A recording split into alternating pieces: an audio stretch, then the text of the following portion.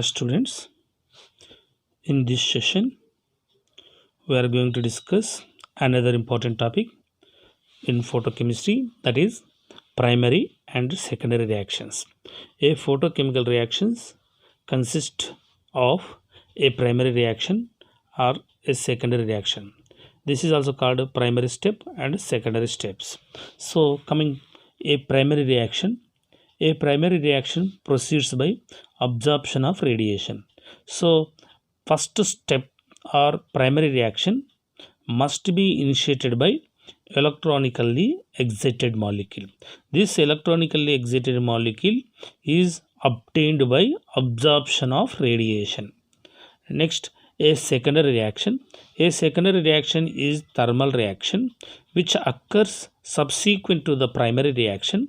So this secondary reaction is also called, sometimes it may dark reaction or light reaction. But in photochemistry, in photochemical reaction, first step must be initiated by radiation. Examples for primary and secondary reaction. The best example, the decomposition of hydrogen bromide occurs as follows. So this is first step. HBr is interacted with radiation. So we are getting hydrogen radical, bromide radical. This is primary reaction. Primary reaction follows photochemical law, that is Grothus-Draper law and Stark-Einstein equivalence of photochemical reaction. The second step, that is again this hydrogen radical interact with hydrogen bromide. So we are getting hydrogen molecule plus bromine radical. So this is secondary step. This is secondary reaction. In this step there is no light. That's why it is called secondary reaction. Coming to the third reaction, bromine radical in plus bromine radical, we are getting 1 mole of bromine molecule. This is also called secondary reaction. Secondary reactions do not follow photochemical laws.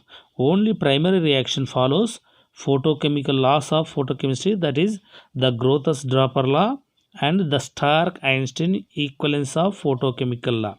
And the total net reaction, 2 moles of HBr is exposed to the radiation. So we are getting hydrogen molecule and bromine molecule. Quantum yield or quantum efficiency, it can be denoted as phi symbol. So the results of photochemical reaction is expressed in the term of quantum yield.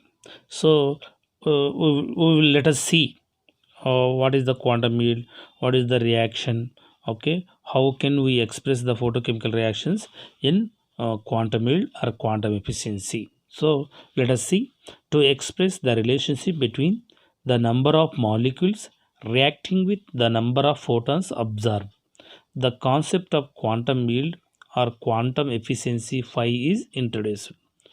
So the results of photochemical reactions can be expressed in the form of quantum yield. Quantum yield can be defined as the number of molecules of the substance undergoing photochemical change per quantum of radiation observed. So it can be represented in the equation form. Phi is equal number of molecules reacting in a given time divided by number of quanta of light observed in the same time. This is quantum efficiency equation. Generally, for a perfect photochemical reaction that obeys the Einstein law, that is one molecule decomposes per photon. One molecule absorbs one photon, one molecule decomposes for one photon. That quantum yield, that is phi is equal to 1. It is very less common in photochemical. We are getting greater than 1 or less than 1 phi values. So when two or more molecules are decomposed or formed per photon, that is phi is greater than 1, it is said to be the reaction, or this is high quantum yield. If the number of molecules decomposed or formed is less than 1, we already discussed what is quantum yield or what is quantum efficiency. We have seen some cases, some of the photochemical reactions has less than 1 or greater than 1 5 values. So we will see first one, that is reasons for high quantum yield. Absorption of radiations in the first step involves production of atoms or free radicals which initiate a series of chain reactions. Formation of intermediate products will act as a catalyst. If the reactions are exothermic, the heat evolved may activate other molecules without absorbing the additional quanta of radiation. In active molecules produced after absorption of radiation may collide with other molecules and activate them, which in turn activate other reacting molecules. Examples, that is decomposition of HI. In the reaction, one HI molecule absorbs a photon and dissociates to produce one hydrogen radical and iodide radical.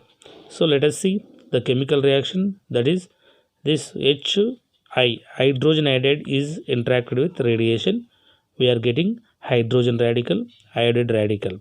So these are the highly reactive species. These highly reactive species again interact with HI molecule.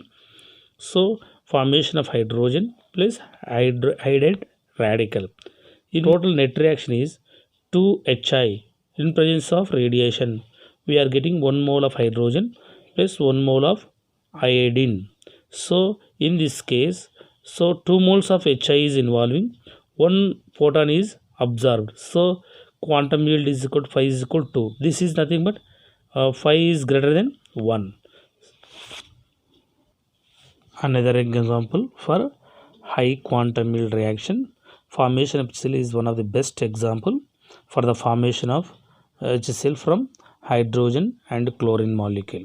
So this is the best example for chain reaction. It can be defined as a reaction process with a sequence of self-repeating steps, that is known as chain reaction. So in first step, chlorine molecule is interacted with radiation. We are getting Cl radicals. These are the highly reactive species. These Cl radical interacts with H2 molecule. So we are getting formation of HCl and hydrogen radical. Again this hydrogen radical interact with chlorine molecule, formation of HCl and plus C chlorine radical. So fourth step, chlorine radical plus chlorine radical, we are getting chlorine molecule. In this case we are getting 5 values, 10 to the power of 4 2, 10 to the power of 4 2, 10 to the power of 8. This is also nothing but this is best example for high quantum yield photochemical reactions. Reasons for low quantum yield. So in this type reactions we are getting 5 values less than 1. Okay, let us see what are the reasons for low quantum yield reactions. Excited molecules may get deactivated before they form products. Excited molecules may lose their energy by collisions with non-excited molecules. The primary photochemical reaction may be reversed. Recombination of dissociated fragments will give low quantum yield. Example, that is the dimerization of anthracene to dianthracene. So 2 moles of C14H10 in presence of radiation, C28H20, this is the dianthracene. So 5 is equal found to be 0.5. That is this reaction can be reversed. So initially we are taking 10 moles of A molecules. In presence of radiation we are getting 10 moles of electronically excited molecule. In 10 moles of electronically excited molecules, some of the molecules, for example 3 moles of A molecule involved in chemical reactions, so we are getting 3 moles of product. The remaining 7 molecules, the remaining 7 electronically excited molecules returns to ground state by involving deactivation process. So that's why we are getting low quantum yield in this type of reactions.